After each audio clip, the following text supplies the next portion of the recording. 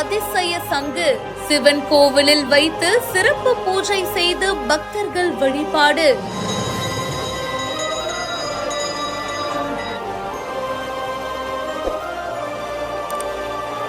பன்னெண்டு வருடங்களுக்கு ஒருமுறை தீர்த்த குளத்தில் பிறக்கும் சங்கை ஆச்சரியமாக பார்க்கும் மக்கள். பரபரப்பான வீடியோ இப்போ சமூக வலைதளங்களில் வைரல்.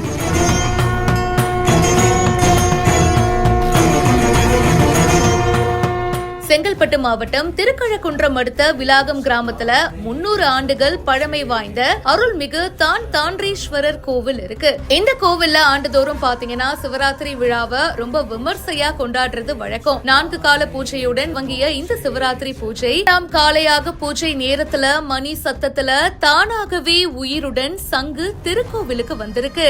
இந்த விஷயத்த அதிசயமா அந்த பகுதி மக்கள் வியந்து பார்த்திருக்காங்க. உடனே அதை எடுத்து கோவில்ல வச்சு சிறப்பு பூஜை செஞ்சு வழிபட்டுட்டும் வராங்க.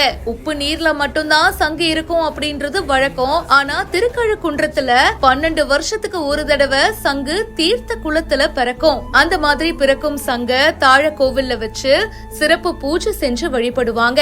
கரெக்டா சிவராத்திரி தினமான உயிருடன் தாமாக கோவிலுக்கு வந்தத சிவன் அருளாக நினைச்சு பக்தர்கள் வழிபட்டுட்டும் போறாங்க. இந்த வீடியோ இப்ப சோசியல் மீடியால வைரலா போயிட்டு இருக்கு. இத பத்தி உங்களுடைய கருத்துக்களை சொல்லுங்க. இப்பவே ஃபாலோ பண்ணுங்க.